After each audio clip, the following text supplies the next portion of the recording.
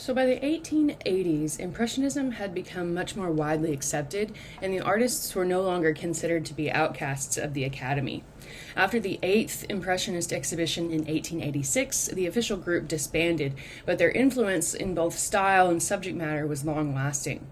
The younger generation of artists who followed them were even less stylistically unified and even more avant-garde in terms of both visual experimentation and conceptual intent. In 1910, the English art critic Roger Fry coined the term post-impressionist to describe a diverse group of artists working primarily in France from the late 1880s through the turn of the 20th century, whose works he'd collected for an exhibition. His label acknowledges that while these artists did not by any means share a single unified style, each of their individual styles built on or reacted to Impressionism in various ways. These artists maintained several Impressionist techniques, elements, and ideas, such as painting subjects of modern life directly from observation, using brighter color palettes with pure tones, and their disdain for the academic system. However, they also pushed these ideas in new directions. In general, these artists typically sought either greater formal solidity, clarity, and structural organization, or they sought to express the interior world of emotions and imagination. So again, Post-Impressionism is not an official group nor a single unified style, but rather it's a label that we use to refer to several artists who used Impressionism as a sort of springboard for their own highly individual styles. So the Parisian artist Georges Seurat trained at the École des Beaux-Arts, but he really sought to sort of correct Impressionism, and he really thought that it was intellectually shallow and improvisational. His overall vision was to balance naturalism, or this believable representation of forms in space, with a more personal stylization through the manipulation of color, technique, and composition. He was interested in structural organization as well as enhancing the optical effects of color based on the science of how the human eye perceives light and color. He was especially interested in French chemist Michel-Eugène Serval's law of simultaneous contrast, which noted that when complementary colors, which are those that are opposite of each other on the color wheel, when complementary colors are mixed, they dull one another, but if you place them side by side, each casts the reflection of its own color onto the other, creating the effect of their color complement. Now, in simpler terms, this kind of means that when placed side by side, complementary colors enhance or intensify each other. So Seurat used this discovery to take Impressionism's intuitive recording of optical sensations to a much more scientific level and to create a sort of vibrating optical effect that really enlivens his paint surfaces. Where the Impressionists applied dabs of color spontaneously in separate strokes of various sizes, Seurat carefully controlled the size and placement and directionality of his strokes. He used a system of relatively short, multi-directional strokes or points of pure color to create a dense surface pattern. Up close, we can see how he's really created this sort of skin of distinct dots of complementary and contrasting colors over these smoother, more horizontal strokes. But when perceived from farther away, the juxtaposed dots of color merge in the viewer's eye, producing a sort of luminous impression of another color. So rather than mixing blue and red on his palette to make purple, he instead puts them just next to each other and relies on optical mixing, or relies on the viewer's eye to kind of do the mixing for him. Now, Seurat referred to this technique as divisionism because of his divided colors. But today we usually refer to it as pointillism because he tended to arrange very uniform points of color into this highly regular pattern that creates a rather hazy, kind of shimmering scene. He's quoted as once having said, "Some people say they see poetry in my paintings, but I see only science." Seurat worked slowly and methodically, seeking maximum control over his colors, lighting, and composition. He did dozens of sketches and studies outdoors from direct observation, but the final product was composed and executed in his studio. His most famous work is this, A Sunday Afternoon on the Island of La Grande Jatte, from about 1884 to 86. This was included in the final Impressionist exhibition of 1886. We see this sort of continued interest in painting scenes of modern life and leisure here. We have this tableau of very fashionable Parisian citizens from various social classes enjoying a Sunday afternoon at this public park on the island of La Grande Jatte in the Seine River. But the rigid formality of the figures, the highly structured geometry of the composition, and the rather meticulous technique are all quite different from Impressionism. Most of the figures here are shown in rather strong profile, stoically facing left towards the river. Some argue that the rather rigid arrangement of figures may express Seurat's desires for societal harmony, idealizing the noisy, littered, chaotic reality of a Sunday afternoon at this park, or it may sort of satirize the rigidity of Parisian social classes and the harsh, domineering attitudes of the middle and upper classes. More than anything, though, this is also just an engaging intellectual and creative exercise exploring the nature of form, light, color, and optics. Seurat painted this canvas using just 11 colors in 3 different values. From about 9 feet away, it reads as a sort of multitude of colors and tones, and we have this greater sense of volume in the forms. The dense pattern of colored dots does sort of flatten the composition to a certain degree, and that sort of emphasizes the reality of paint on a two-dimensional surface. But Seurat uses just a bit of linear perspective, and he diminishes the scale of his forms as they recede through space to sort of counteract that and suggest depth. From closer up, however, we can clearly pick out the individual strokes of color, and the forms flatten and dissolve into abstraction. Here's another example of Seurat's pointillism. Once again, we have this scene of modern life and entertainment, this time a circus performance. But once again, he's juxtaposing these points of pure complementary and contrasting colors, which sort of merge in the viewer's eye and create an interesting vibrancy. Now, I've included a close-up on the right here, and it's quite nice because it really shows how Seurat, as well as many other artists at the time, were trying to remove pure black from their color palettes. And so instead of using black or even gray to create shadows, he's using color complements to create areas of value. So for example, here on the woman's yellow dress, he's using blues and purples to add in shadows and really create the illusion of modeling and volume. So one of the most influential artists working in France during the late 1880s and 90s was Paul Cezanne. Cezanne was from a pretty wealthy family. His father was a successful banker, and he studied art in his home city of Aix-en-Provence as well as Paris. He was active in the realist circle along with Manet, and some of his earlier works are quite somber in color, roughly painted, and often romantic in theme, depicting contemporary drama and violence. These interests and the fact that he was consistently rejected from the academic salon really cemented Cezanne as an avant-garde very early in his career. In the 1870s, he was inspired by the Impressionists' practice of working directly from nature, and he adopted a bright palette and broken brushwork, dedicating himself to studying, quote, the sensations of nature. However, he sought to, quote, make of Impressionism something solid and lasting, like the art of the museums, end quote. Rather than trying to capture the transitory effects of light and atmosphere, Cezanne created more structured compositions through very methodical, formal experimentations with color, volume, space, time, and perspective.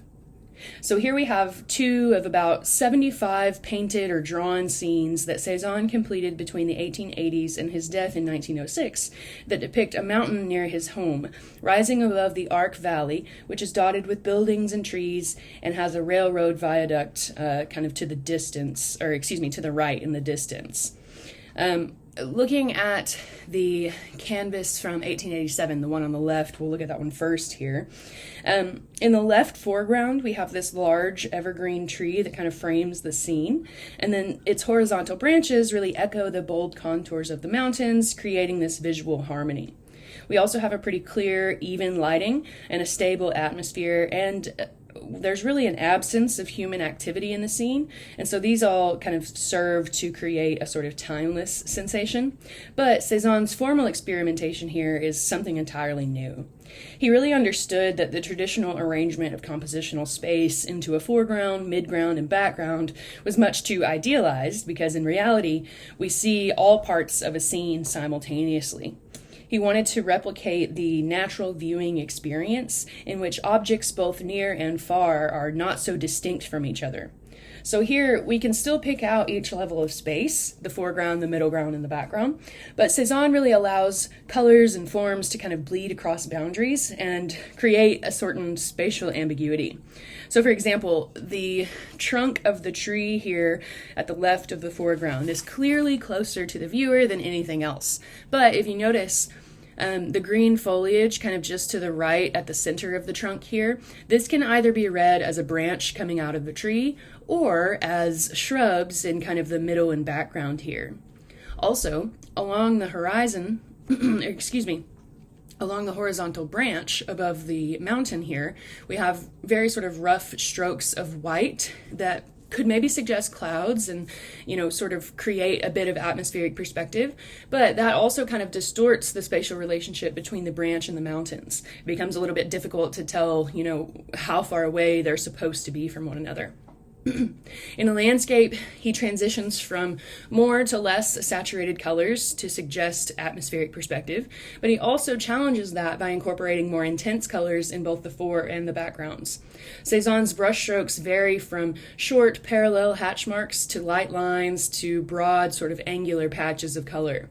He very expertly uses what he called constructive strokes of color to kind of build up the planes of his forms, essentially merging the drawing and modeling processes into a single step. The surface design creates tension between the illusion of three-dimensional depth and spatial recession and the physical reality of paint on a two-dimensional plane. He often allowed the texture and shape of the brush to remain visible in the paint surface, and again, he's applied broad, flat areas of color, but he's also exploiting the optical effects of color to suggest depth and volume. So for example here, he's utilizing this visual phenomena in which warm colors like orange or red, these tend to kind of seem to advance in space, while cool colors like blue and green seem to recede. And so he's using both warm and cool tones in sort of angular patches to create the irregular rocky volume of the mountains in the distance. Now, on the right, we have the same subject, but this time from about 1902 or 04, so just a few years before his death.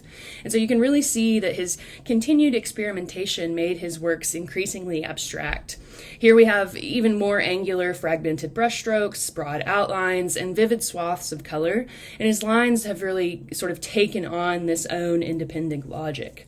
Again, he's kind of flattened the space, but using colors to suggest volume and depth.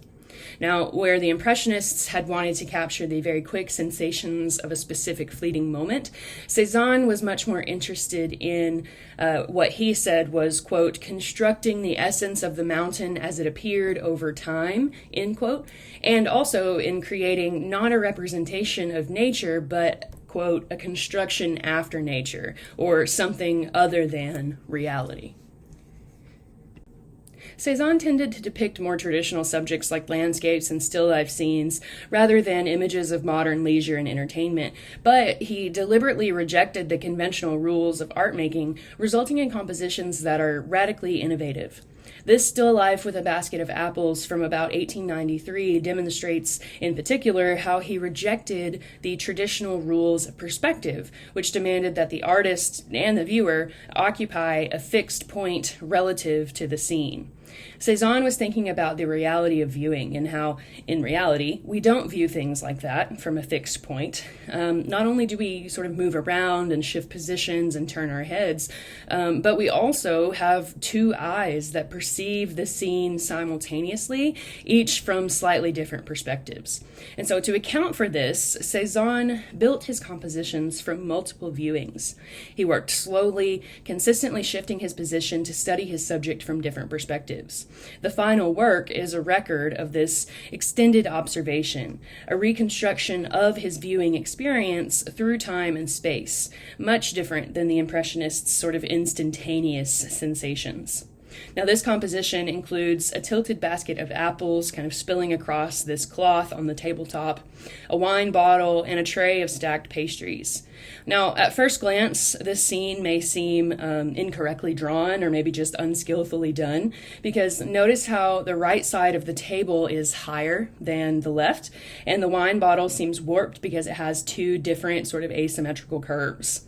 We can also somehow see the pastries in the basket of apples from both the side and from above, and then the apples that have rolled out across the table appear almost head on.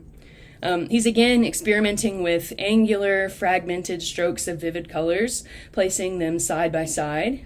And notice how he's created the illusion of three-dimensional volume on the apples, using warm yellow and orange hues to highlight the areas that protrude and catch the light, and then darker, cooler tones of blue and violet along the edges and the bottoms to sort of mark where the form starts to curve backward into space and kind of falls into shadow.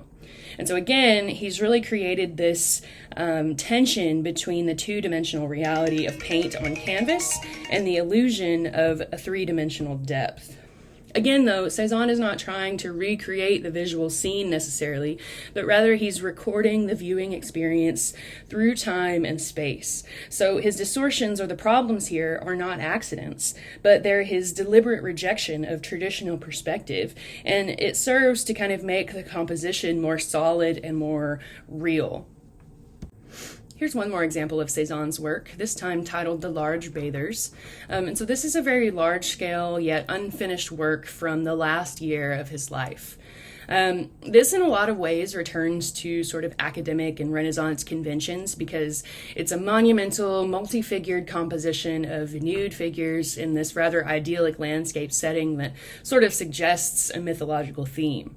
The composition is very stable and symmetrically balanced. He's arranged these two roughly triangular figural groups on either side of the canvas beneath this sort of canopy of trees that leans towards the center, creating yet another implied triangle around a very central vanishing point on the horizon, which is sort of just above and behind the smaller figures in the midground. The entire composition, again, has this clear, even lighting and a stable atmosphere that, along with these rather sort of statuesque, kind of classically posed figures and the lack of recognizable markers of time or space, all of these things sort of combine to create this sense of timelessness. However, the heavily outlined figures are somewhat distorted. Cezanne is not so much concerned with anatomical accuracy, but again, he's using kind of color to model his forms and really suggest volume. He seems to be simply returning to familiar subjects and themes so that he can sort of focus more on formal experimentation and create, again, not a representation of natural reality, but rather something other than reality. Now, Cezanne did not experience much professional success during his lifetime, at least not until the last few years of his life. However, his ideas were extremely influential and really crucial to the development of 20th century modern art. Pablo Picasso once regarded him as a, quote, mother hovering over, and Henri Matisse once described him as, quote, the father to us all. Dutch painter Vincent van Gogh developed perhaps the most highly individual and personally expressive style of these so-called post-impressionists. The eldest son of a Protestant preacher, Van Gogh worked as an art dealer, teacher, and evangelist before deciding to become an artist in 1880 at the age of 27. He studied in Brussels, The Hague, and Antwerp, and his earlier works, such as The Potato Eaters here, were often rather realist depictions of peasant life in somber tones. In 1886, Van Gogh moved to Paris, where he encountered the avant-garde, and his style really began to change. He became enamored with Japanese art, and he began studying and collecting ukiyo-e prints. He said that he really admired their expressiveness through the use of vivid lines and colors. And so here are a couple of examples of two Ando Hiroshige prints that we know that he collected, and then two copies that he made in oil or in oil paint on canvas after these particular prints. He also attended the last Impressionist exhibition of 1886, which, if you remember, included Seurat's Le Grand Jatte. And so there he was very interested in the expressive qualities of their vigorous brushwork and their vivid colors. And so his style quickly developed as he adopted a palette of brighter, more vivid colors applied in kind of multi-directional gestural brushstrokes of rather thickly textured impasto. He really concentrated on the study of colors, their expressive qualities, and on distorting reality to express his emotions. Now today, Van Gogh's works are some of the most popular, widely recognized, and expensive artworks in existence. However, his career was largely unsuccessful during his lifetime. He only sold maybe a couple of paintings, and sometimes instead he traded them for food or a place to stay. He relied quite heavily on his brother Theo for both financial, emotional, and professional support, as documented in over 700 letters that they exchanged.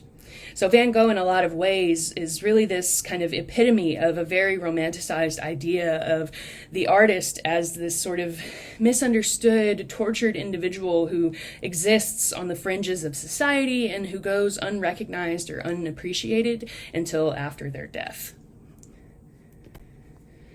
Van Gogh was very much a socialist who believed that modern life, with its constant social change and its focus on progress and success, was, quote, draining to the human spirit, end quote, and he thought that it sort of alienated people from each other and from themselves. So in 1888, seeking an escape from modern urban living, he moved south to the more rural town of Arles, where he hoped to establish an artist's colony. He was, at the very least, a person who felt things very deeply, and he often struggled with his mental health, and his artworks communicate his own sort of emotional states, and he claimed that he wanted to communicate with, quote, even the humblest and poorest of people. His compositions kind of record, again, his emotional and psychological states, but in response to the energies of his subjects, the world around him, and spiritual forces. So here we have two works, The Yellow House in Arles and The Bedroom. So in May of 1888, Van Gogh rented 4 rooms in this yellow house in Arles. So in this painting, the green shutters of the square show where Van Gogh stayed. And so shortly after moving into the yellow house, he sent his brother Theo a description of the house and a sketch of this painting, saying, quote, "It's tremendous, these yellow houses in the sunlight, and then the incomparable freshness of the blue," end quote. The work, which Van Gogh himself called The Street, records the artist's immediate surroundings. He often ate at the restaurant, which is shown kind of down the street to the left, and then his friend lived just down the road beyond the second railway in the distance. Now on the right here, with The Bedroom, this is the second of 3 versions that Van Gogh did depicting his bedroom in this yellow house in Arles. It's a rather small, sort of intimate, humble space, very different from the sophisticated, fashionable, urban lifestyles of Paris. He's really thinking about how the formal elements of the work, the colors, the lines, the shapes, etc., how these things can be communicative or expressive on their own, and how subject matter is really secondary to these things. And so about this work, he said, quote, "It's just simply my bedroom, only here color is to do everything, to be suggestive of rest or sleep in general. In a word, looking at the picture ought to rest the brain, or rather the imagination," end quote. So he's really trying to communicate his feelings about this space as his refuge, using cool tones and soft, sort of irregular lines and forms, which may seem sort of unsophisticated or childlike with the kind of thick outlines and the incorrect perspective, like how we can see the chair here from both above and from the side. But this is really Van Gogh's formal experimentation.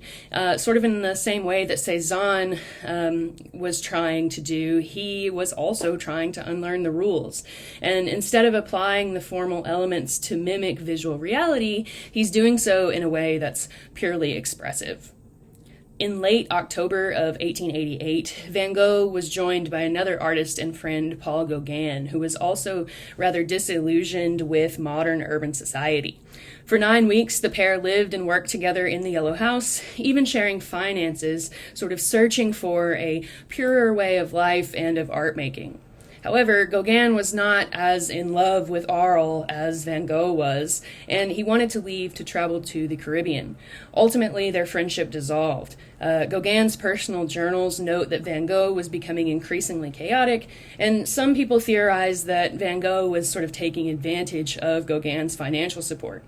Most likely, Van Gogh's existing mental health struggles were really compounded by this fear that his friend was going to abandon him. In December of 1888, after a particularly heated argument with Gauguin, Van Gogh, in a self-described period of insanity, cut off his own ear and presented it later that night to a young woman at a local brothel as a, quote, souvenir of himself. Shortly thereafter, Van Gogh, judged by his brother and his friends to be unfit to live alone, began a roughly 12-month stay at this asylum in Saint-Remy. And so Gauguin wrote again in his personal journals that as soon as Van Gogh had arrived to the hospital, he started to improve, and that, quote, his brain began to rave again, end quote. And so some of Van Gogh's most famous works, including his Starry Night, were created during his stay at the asylum while he was sort of getting better. So the composition here depicts a quiet town below this rather vibrant, pulsating sky, but this is not a direct portrait of a town that he actually saw. Rather, it's more of an amalgamation of previous works, his imagination, and his memories in a sort of effort to record his feelings. His swirling, turbulent brushstrokes and the bold contrasts of blue and yellow give the sky, stars, and moon this sense of dynamic movement over the stoic, huddled buildings. In one letter written around this time to his brother, Van Gogh said, quote, just as we take the train to Terrasson or Rouen, we take death to reach a star, end quote. Many interpret this idea as sort of being made visible in this work. The cypress tree in the foreground to the left is a traditional symbol of both death and eternal life, and Van Gogh renders it with what he felt was, quote, an organic vitality of almost supernatural power, end quote. It stretches upward like flames, sort of sinuous and alive, silhouetted against the brilliant night sky, connecting the heavens with the terrestrial realm. The verticality of the cypress tree is echoed only by the pointed church steeple, which serves as an obvious symbol of faith. Furthermore, Van Gogh saw yellow as a symbol of joy and hope, and his application of individual strokes of color really sort of intensifies the contrast that the yellow has against the rich blue sky, and it creates a sort of halo-like effect around his stars and the moon, which is maybe meant to underscore religious or divine sentiments. Your book also points out that the brightest star in the sky here is actually the planet Venus, which is traditionally associated with love. And so perhaps Van Gogh is kind of combining these symbols of death, hope, joy, and love to express his own hope of finding the love and the joy that he had been denied in this life in his next life through death.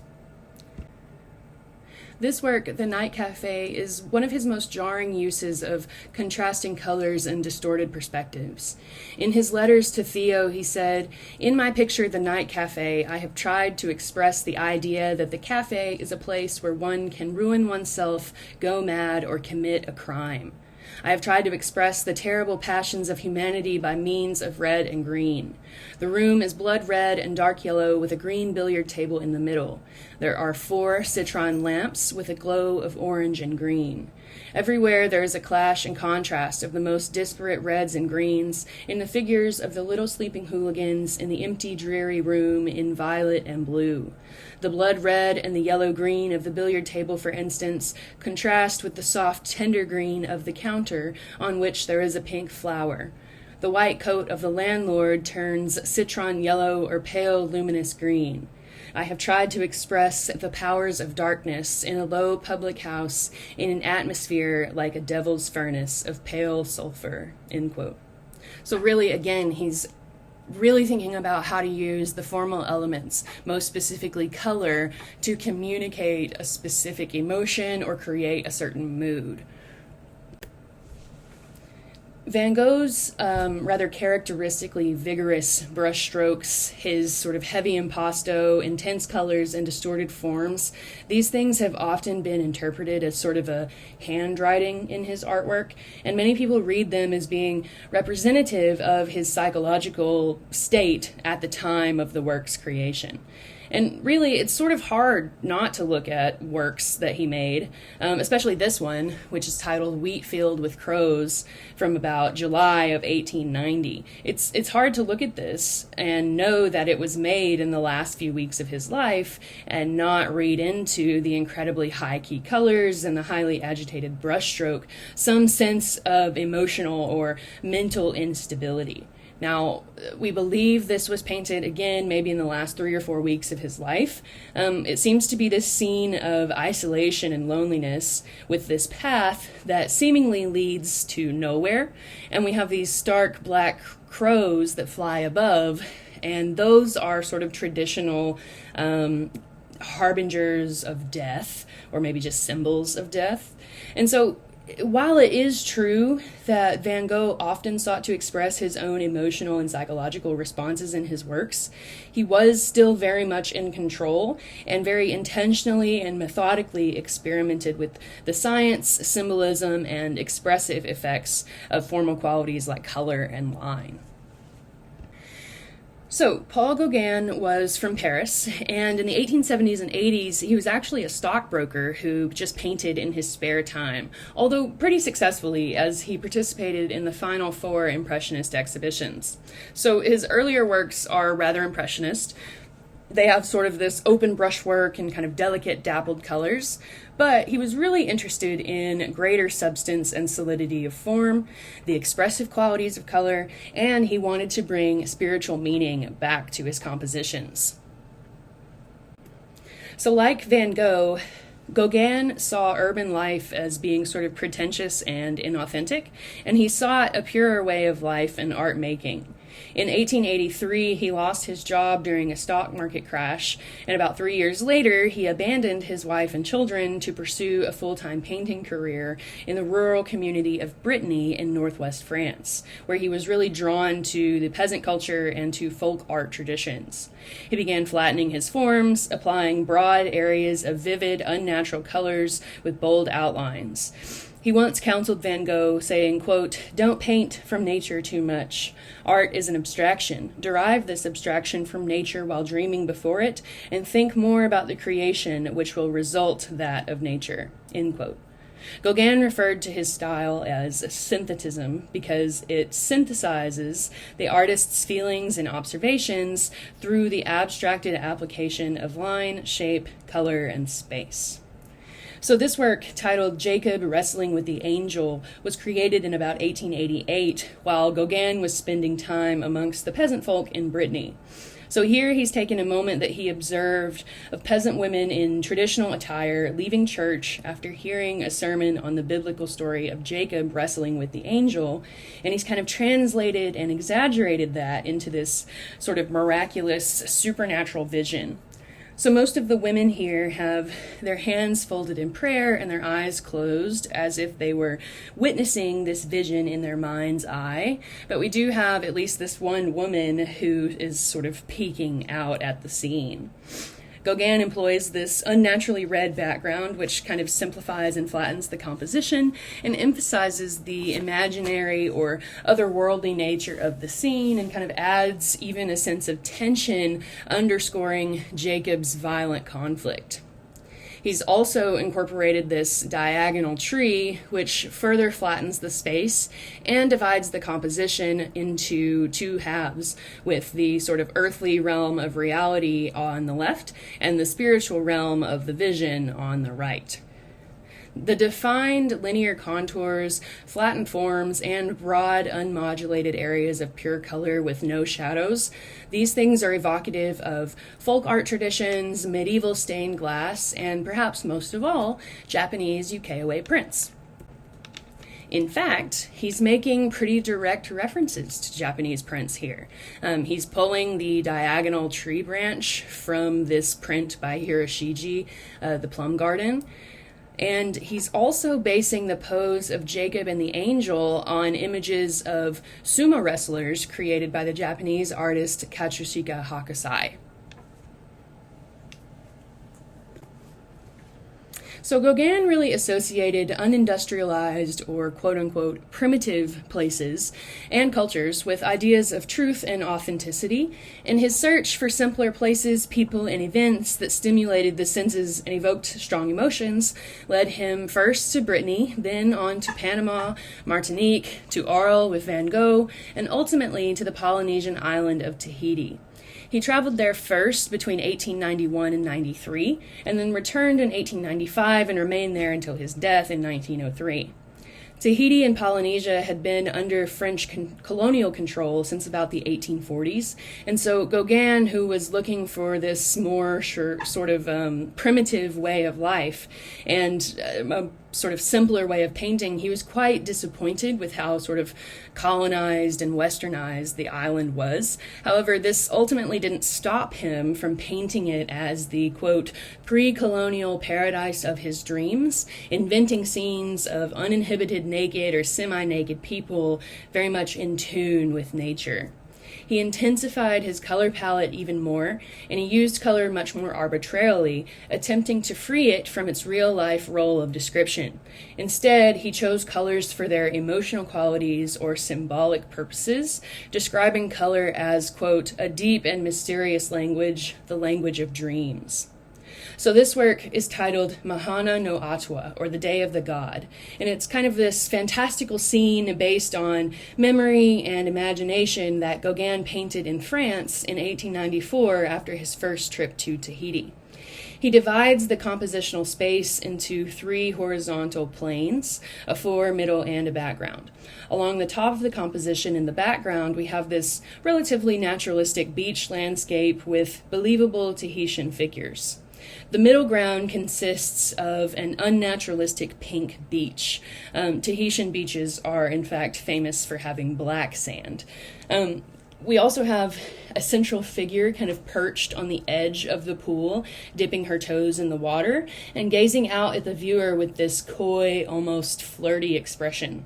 She is flanked by 2 figures in fetal positions, with the one on the left facing the viewer and the one on the right facing away. And so this figural arrangement is sometimes interpreted as symbolizing birth, life, and death.